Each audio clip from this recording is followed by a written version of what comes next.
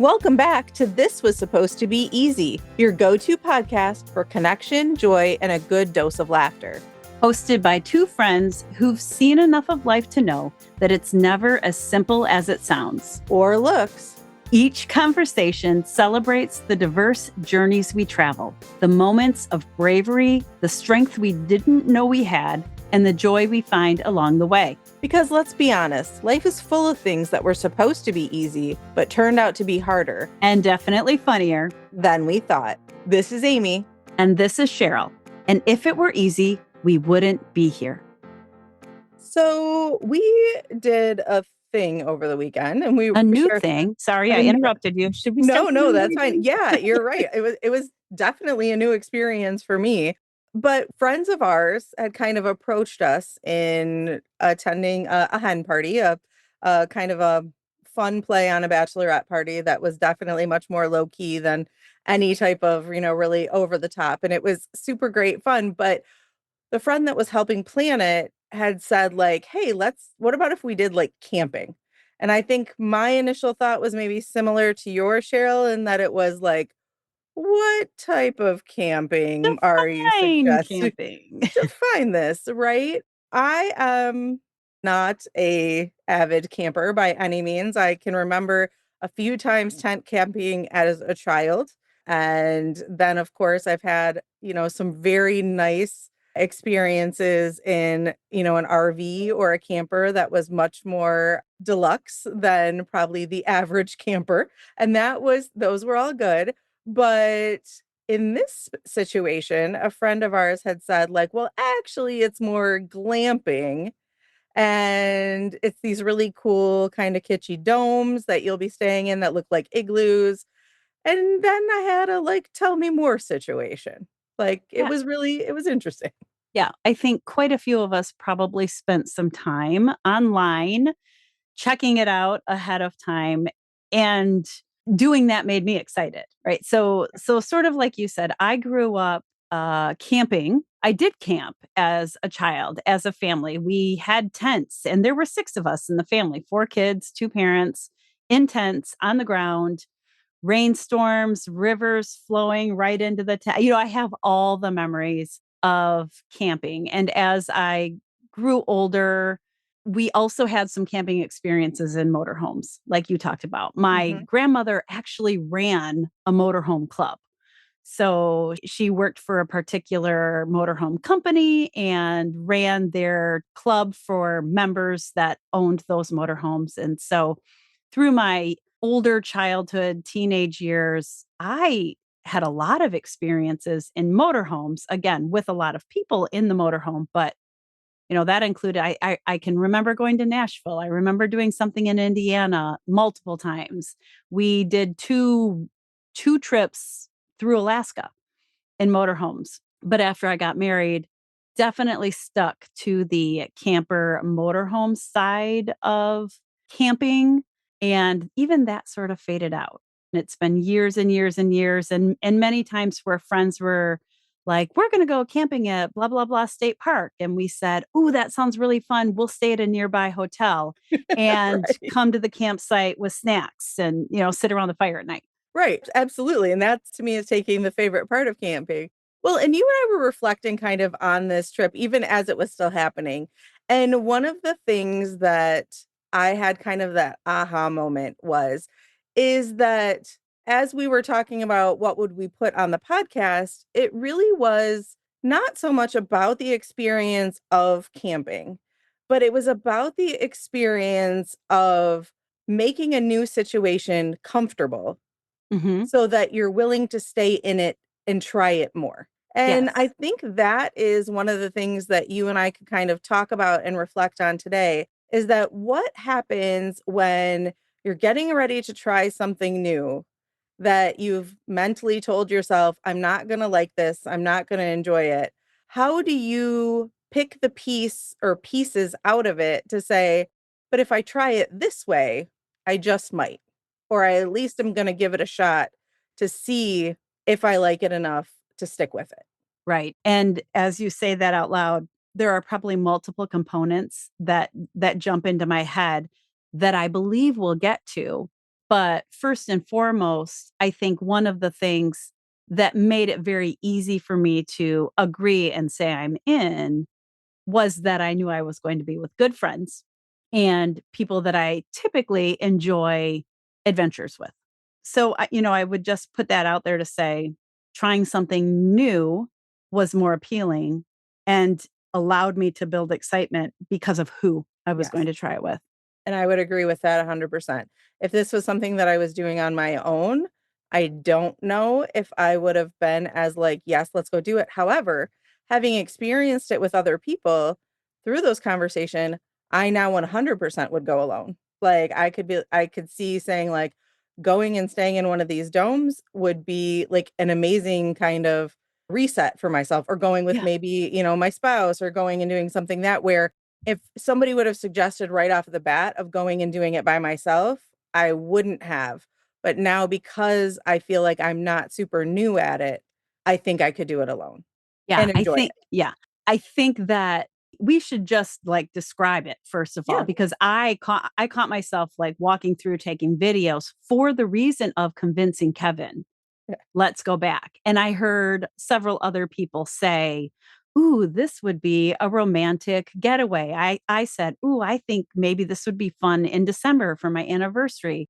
Definitely one morning when 4 of us were sitting in that king size bed drinking coffee, we talked about having a writing retreat there and who might wanna come back for a writing retreat. So we all were there saying, "Hey, I wanna come back and I could do it like this, or I could do it like that." But let's describe this place because I'm gonna say, Amy, I've had thoughts about what glamping means, and I've pictured tents on platforms with little lamps and that kind of thing, but this was luxurious. It was, and definitely, I agree. I've seen like the whole kind of yurt, more like yurt, where you're still looking at canvas walls and all of those types of things. And this was not that. This was nice. Like, so yes, get us started. Why don't you describe Well, it? so before I do though, you mentioned the word yurt, which one of our friends consistently over the course of the weekend was getting texts from her partner using the word yurt in sentences as jokes, like Right. yurt going to do blah blah blah and Right, right. That's right. I right, so forgot we about it. I think we all had conversations with people ahead of time going into it and thinking about it, trying to make it fun ahead of time and what that contributed to in terms of conversations we had along the way. So, gosh, how do we describe this place? Number 1, I think we should just say where we went so that people could look it up for themselves. Mhm. So we were in Northern Michigan. We went to Silver Birch Resort, which is in Williamsburg outside of Traverse City. Sort of our destination, I think, was Traverse City. And, there's lots of places to eat and things to do and new things to try there as well. But when I think about pulling up, big domes, and they weren't like plastic. There was a quilted interior to the dome, maybe a Yeah. plastic exterior for weatherproofing and things like that. But it was on this deck that shared space with a little building that had kitchen counters, refrigerator, little hot plate, a table with some chairs, and a full-on bathroom, right? So nothing rustic about, the shower, the sink, the flushable, everything normal toilet in the little house on the deck that was next to the dome. But the dome itself, Amy, I don't even know where to go with it. I mean, the domes we stayed in, there were 8 of us, and so 4, and we split it between 2 domes, so 4 in each dome, but it had it had a big clear part of the dome that you could close with curtains, which we never did. We never But did. It was this big too clear pretty. Yeah. parts, so there was this little half wall in the middle of the dome, so the head of the king bed was on one side of the half wall facing this clear window, and you slept in that, so you got to, Mhm. like, just face this open window the whole time. The other side of the wall had 2 bunk beds, and I slept on that side Mhm. in a lower bunk in the bunk bed, but, overall inside of that place, there were sleeping arrangements for 6 people, just a full walk around. Do you wanna describe how great it was inside there? Yeah, I mean, The other thing though that I think that, because this was something I was a little nervous about, but I had never really vocalized, was like, how do you take almost what feels like a greenhouse and not have it be uncomfortably hot if it is sunny and not freezing if it's, not sunny out. And especially since people do use them in the winter, right? Right. But they had like the little split air, it had air conditioning and heat with like a remote control on the wall. There was a TV in there that we just never turned on because we were too busy, but it was all of those luxuries that you would find in a higher end hotel too. I mean, not to mention that it's professionally decorated, you kind of got to read the book. So It it's professionally decorated by an interior designer and the individual who owns a furniture shop that like all the furniture came from as well. So like it was luxury in a way that felt very warm, inviting, kind of almost kitschy in that. So that was something where, like, as we were talking about feeling, maybe pull out, we're not talking about like, oh, we went to the big box store and got a collapsible, cot that we could put on the floor of a tent. mhm. Like this was nicer than most beds I've ever stayed in, type of a thing. And very comfortable temperature wise with electricity. And, It was beautiful. It was it was beautiful. so Yeah. beautiful inside. I was replaying a video that I'm sure we'll share it, on our social media, but in the background I could hear one of our friends saying over and over again, "This is so cool. This is beautiful. This is so cool." And it just like it was on repeat because it was, every new step you took inside the dome was just the touches, the greenery and the wood and the neutral colors and the little battery operated birch looking flickering candle tray, just so gorgeous that you felt taken care of almost. Yeah. Yeah. There was an attention to detail that felt special. Yes. Attention to detail is a really good way to put it because it was obviously so thoughtful. And because we had two, we could see that they weren't just cranked out mirror images of each other in terms of the bedding, in terms of even the headboards of the beds and all of the pieces that were inside.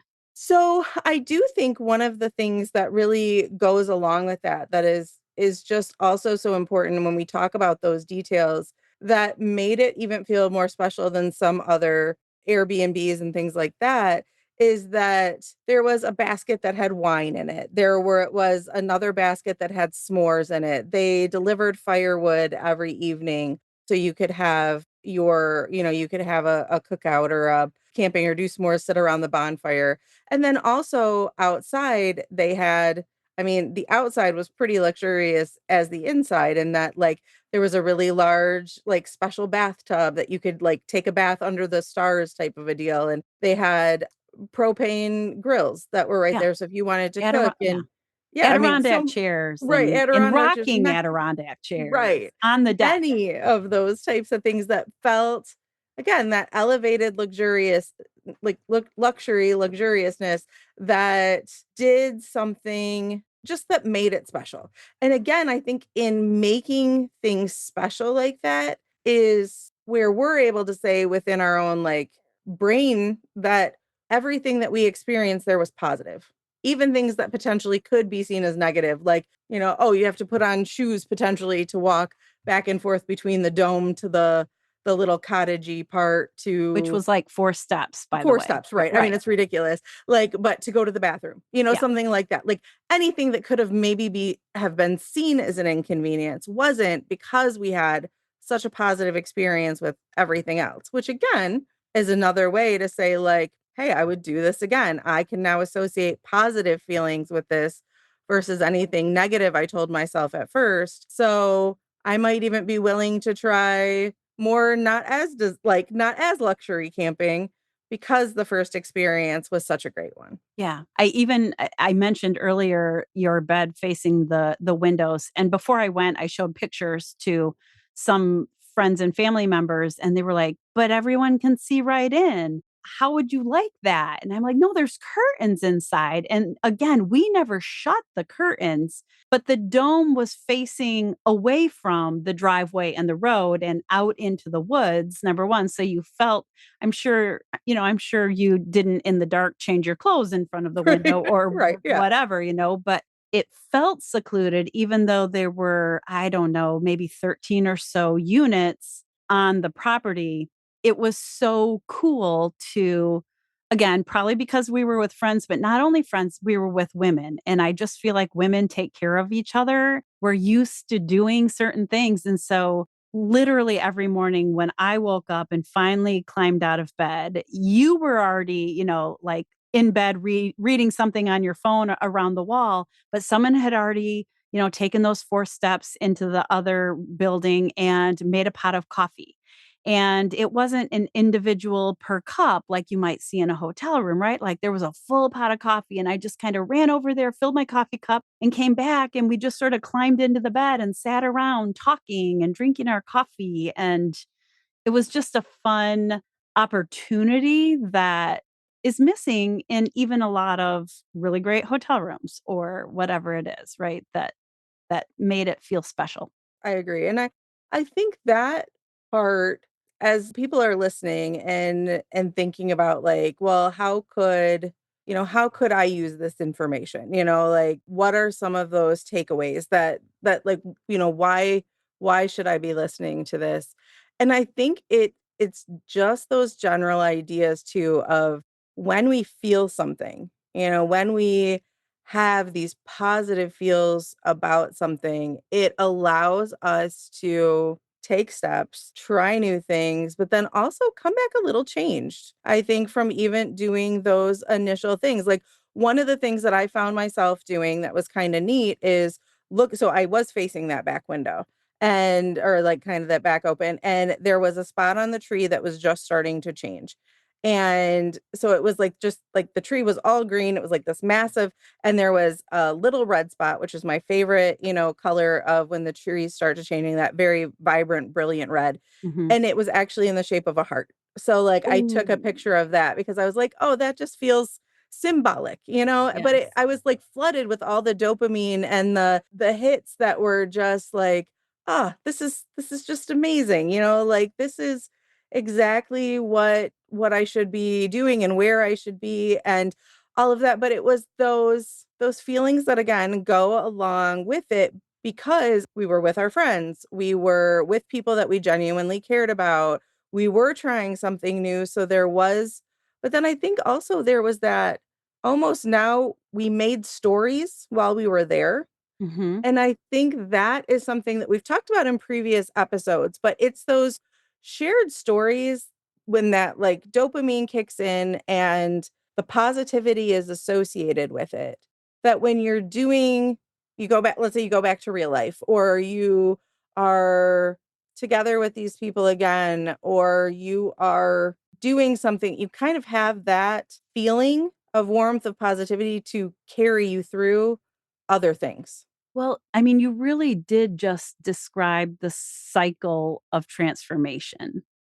And you said we come back a little bit changed, but in that cycle of transformation, you want to have your mind engaged, your body engaged, your emotions, mind, body, spirit Mhm, engaged. And that doesn't always happen, even when you try to make it happen. And we could go back again, and it won't be the same for sure, but it might not have the same feelings, but I think we opened ourselves up to try something new, mhm. and it became very transformational feeling. I do want to say, again, I like how you brought up, why are we talking about this? Why would people want to listen to this?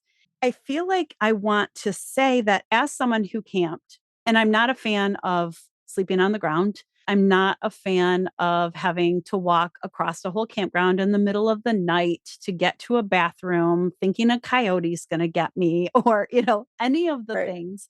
The beauty of trying this as something new was that I could see ahead of the choice that those major pieces that I don't love could be removed, but that there were still pieces infused that brought me back to memories and good feels from camping. So nostalgia.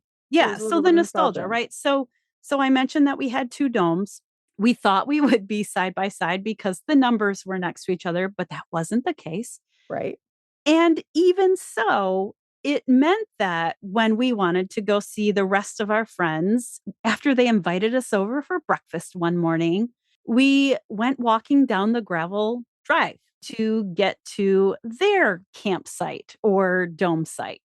And at night, when we had a big group fire and I needed to run back and get another bottle of wine, I had a flashlight and I was going down the road, not very far, but going down the road, to get the new bottle of wine. And that brought back feelings of camping, just Mhm. like carrying your flashlight and walking down the road, building the fire and failing at building the fire. And You did a pretty good job. You did it took a little bit, but you did a pretty good job with that fire.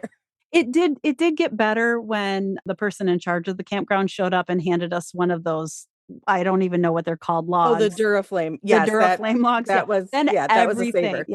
everything was okay after that. But, sitting around the fire, getting cold, wrapping up in blankets. By the way, wrapping up in blankets, the domes were full of cute little baskets tucked all over the place, Yeah. full of lap blankets. What a beautiful touch.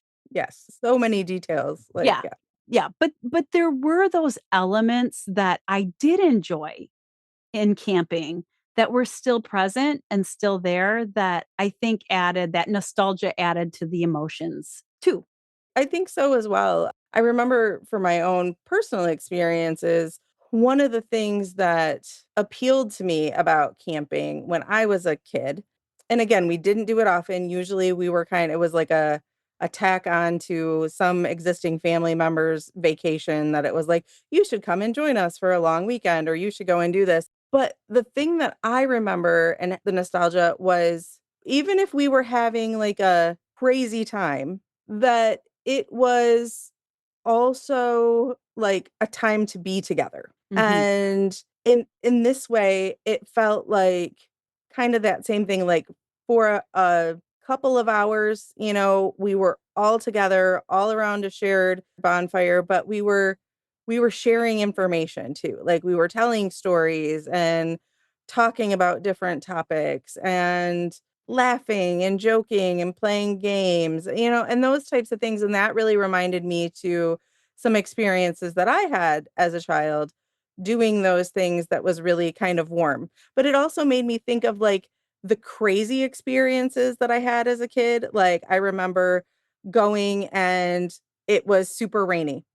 And this weekend, It the was weather wasn't rainy. perfect. Yeah. It was pretty rainy, but it reminded me of the time that I was camping where, like, my aunt and I snuck away because it was too wet, and so we went and slept in the minivan, like, and giggled and just had a really, like so as I'm a kid and I'm doing this, it felt somehow special that we went and put down all the seats in the minivan to, like, sleep for the night. So that's, again, something that could have been negative, like, "Oh, it rained and da da da da," but I remember with a fondness, and we could have also this weekend been like, "Oh, we had this experience and how beautiful would it have been here had it not been raining?" But there was something even beautiful in the rain too, and so we were Yes. able to see, like, sure, there were other things that we wish we could have done that we didn't get the opportunity to, but there was also some really cool things that we got the opportunity to do because we had it experienced as the way we had it experienced. Yes, yes. So if you remember in our season opener, we talked about the Nauticat ride that we were going to try as something new. That was one of the things that ended up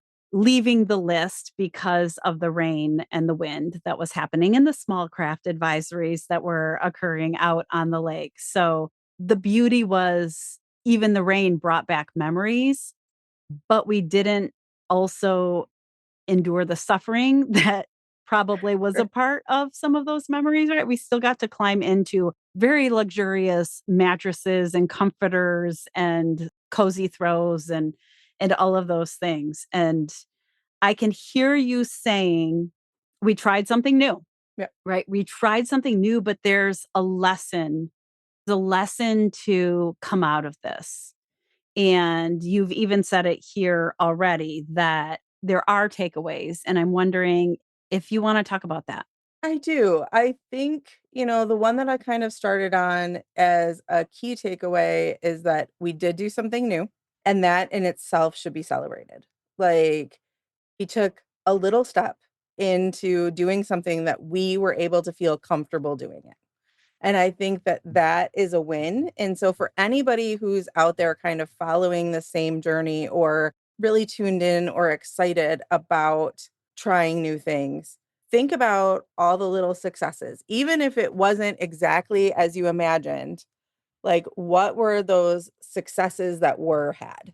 And think about those first.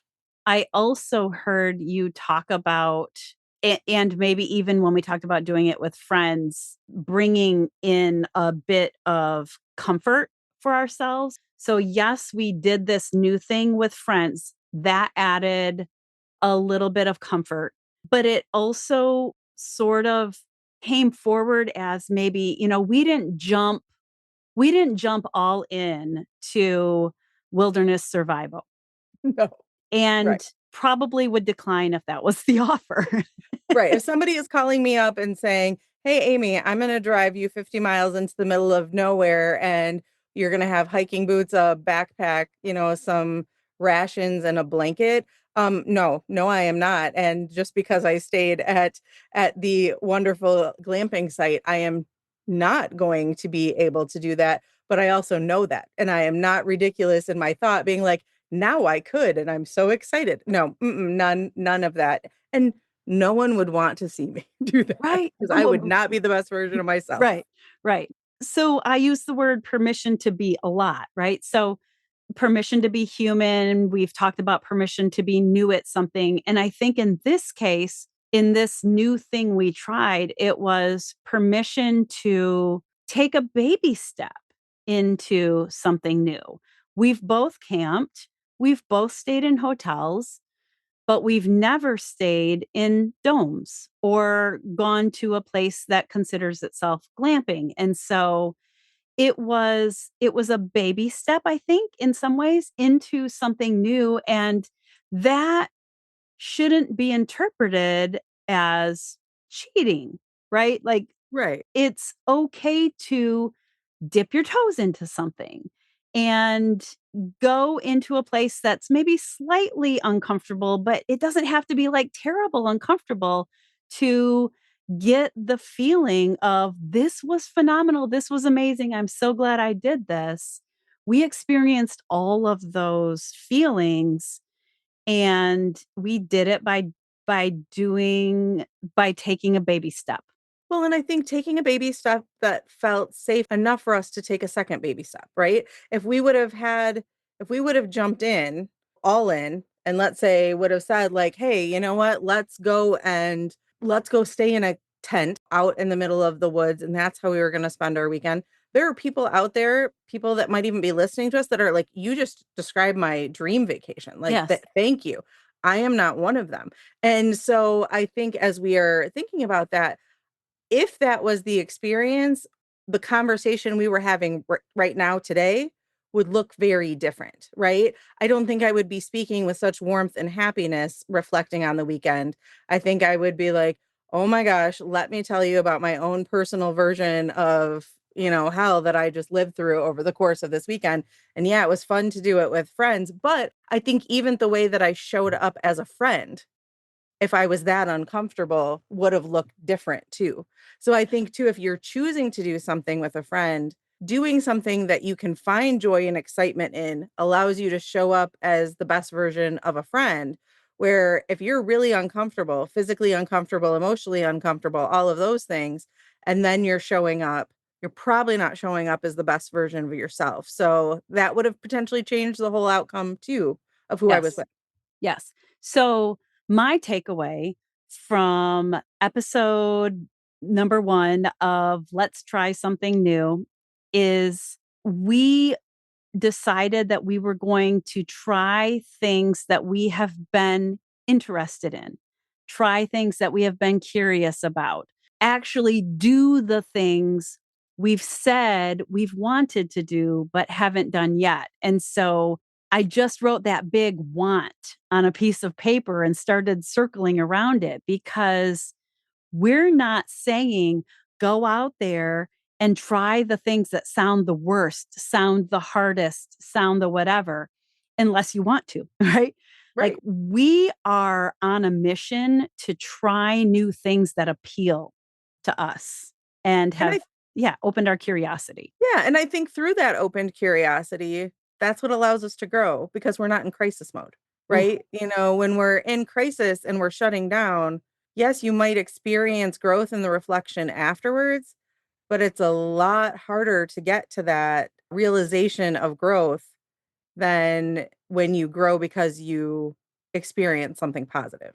love that. So to wrap it all up, I think we are now 2 feet in to our commitment to think about things we've always wanted to do and maybe haven't done yet and try new things. And we continue to encourage you to join us along the way, share your ideas, let us know what you want to try. And if you did try something new, share your stories with us. We'd love to hear them. Thanks for tuning in to This Was Supposed to Be Easy. Remember, the best stories are the ones we live. Don't forget to like, subscribe, and keep the conversation going because life may not be easy, but listening in should be. Stay curious, stay connected, and keep wondering.